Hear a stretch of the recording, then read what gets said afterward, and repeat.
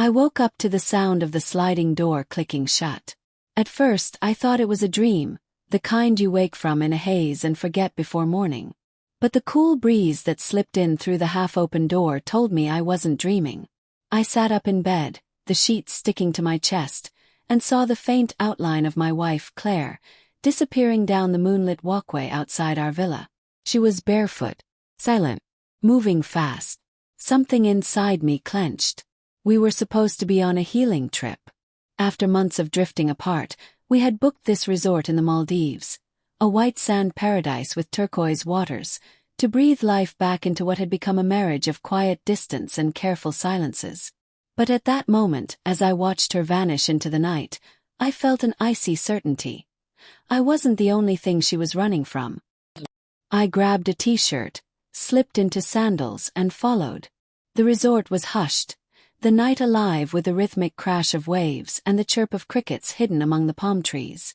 My heart pounded harder than my footsteps. Claire's figure was ahead, moving along the lantern-lit path toward the more secluded side of the resort. She didn't look back once. I wanted to call her name, but something stopped me. Instinct, maybe. Fear of what I might hear if I did. The path curved, and I saw her pause near a cabana overlooking the beach. She glanced around quickly, like someone checking if they were being watched. Then, from the shadows, another figure emerged. Man. Tall, broad-shouldered. His hand found hers in the half-dark, as though it belonged there. My chest tightened so violently I had to steady myself against a palm tree. I couldn't move. Couldn't breathe. My wife, my Claire, leaned into him, her head resting on his chest as though this was the most natural thing in the world. He bent his head, whispering something I couldn't hear, and she laughed. That laugh. God, I hadn't heard it directed at me in months. Then he kissed her. Not tentative. Not stolen. A kiss that belonged to two people who had done this before, who were comfortable in the betrayal. Felt sick. The world blurred. The sound of waves mocked me, as if nature itself didn't care that my world had just shattered. I didn't storm over. Didn't shout. Didn't drag her away like every movie scene told me I should. Instead I watched. Watched as they held each other like I no longer existed. Watched as they disappeared into the cabana together, the curtains drawn shut behind them. And I stood there, alone under the foreign stars, realizing I had just lost my wife in the most undeniable way. When I finally walked back to our villa, the bed felt colder than ever.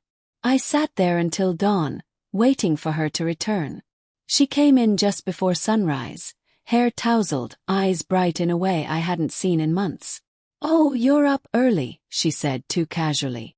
"Couldn't sleep," I replied, my voice hoarse. She slipped under the sheets without another word, as though she'd only been out for a stroll. I wanted to scream, to ask her where she'd been, to demand the truth. But I stayed silent. Not because I didn't care. God, I cared too much, but because I wanted to hear her lie first. The next day was a blur. We went snorkeling, drank cocktails by the pool, posed for photos like the perfect couple. She smiled, touched my hand, played the role flawlessly. And all I could see was her in that cabana with him. At lunch, I studied her face across the table. The way she avoided my gaze just a fraction too long. The way her phone, face down, buzzed quietly against the wood. "Claire," I said suddenly. Her fork paused halfway to her mouth. "Yeah. Are you happy?" She blinked, caught off guard. "Of course I am. Why would you ask that?" I forced a smile, but inside something cracked. That night I waited again. Pretended to fall asleep, then lay in the dark listening. Sure enough, around midnight she slipped out once more. Followed. This time closer. Careful. My heart was a war drum in my chest. The same man was waiting. Only now, I caught enough of his face in the lantern light to know he wasn't some stranger from outside the resort. He was one of the diving instructors, the one who'd flirted lightly during our orientation, the one who offered to take photos of us by the reef. It all made sense. I don't remember making the decision to confront them. One moment I was in the shadows, the next I was stepping into the clearing, the sand cold beneath my feet. Claire. Her name fell from my lips like a stone into deep water. She froze, turning to me with wide eyes. The man stepped back, jaw tightening, but said nothing. I was just, she started. Don't, I said, my voice sharper than I'd ever heard it. Don't insult me with a lie. The silence between us was brutal. Finally, she lowered her gaze, shame, or maybe just inconvenience, written all over her face. I didn't mean for you to find out like this, she whispered. Like this. As if the problem was discovery, not betrayal.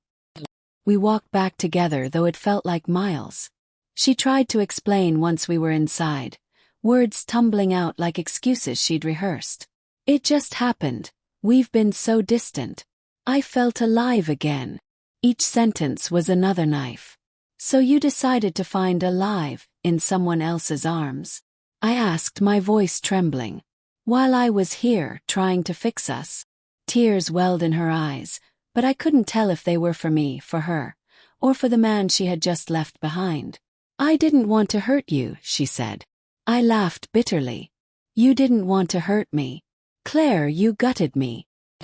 The rest of the trip was hell. We shared a room but lived as strangers. She avoided my eyes. I avoided her touch. Meals were silent, the ocean mocking us with its endless serenity. On our last night, she finally asked, "So, what happens now?" I looked at her, at the woman I'd loved for 11 years, the woman I thought I'd grow old with, and I saw someone I no longer knew. What happens now? I repeated. Now I go home and pack away the pieces of my life. And you? You figure out if the thrill was worth the wreckage. The flight back felt like an open coffin ride. She slept most of the way, head turned away from me.